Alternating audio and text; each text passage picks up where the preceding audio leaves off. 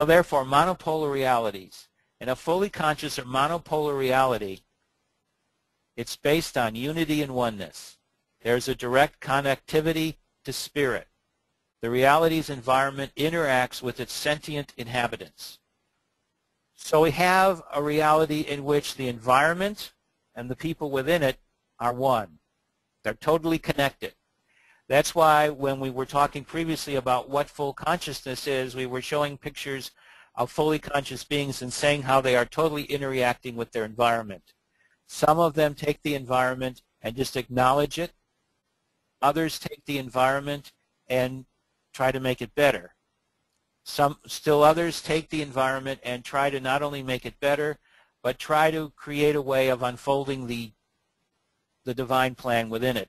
So you have these various aspects of fully conscious beings and how they react with their environment. So you are in complete contact, which means you are constantly hearing, feeling, touching, sensing your environment at all times. And that's why we need special etiquette to be fully conscious beings, because if a limited conscious being got into that concept, it would drive them crazy. So what is happening is, let's look at this grid. The grid in a fully conscious monopolar reality is like a giant weave. It's closed in on itself.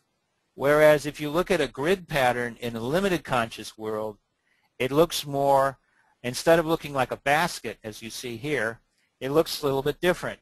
It looks more like a cage, which is probably a good way of looking at limited consciousness. At least that's sometimes how I look at it. So I saw this beautiful picture of how it's all interweaved, and you can see how the energies representing different colors are simply flowing simply and creating this basket-like weave. So this is a fully conscious reality. It's like a fine cloth. It's like a well put together, almost waterproof basket. Now, as this weave comes together, it unfolds realities. It unfolds physicality. That's why I said at the outside of this onion ring was full consciousness. So this is what is happening. Here's the realms being created. And so just like mushrooms, this fully conscious realities come together and they move outward to create all different natures and shapes of realities. So the result of all of this is very simple. Full conscious realities are unfolding limited conscious realities, and together they form one giant set, which I call the universe.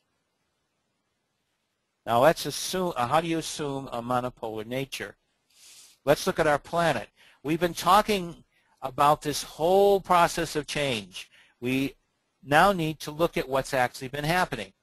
Now, in a limited conscious world, which we are in right now, you discover that just about all planets, if you were to look at them, are acting like a giant gyroscopic top, which simply means they are constantly wobbling, just like you would if you had a gyroscope and you pulled it real fast and you put it down on the ground on a flat surface or on a table, whatever, you would discover it's rotating. Okay, this constant rotation is called precession.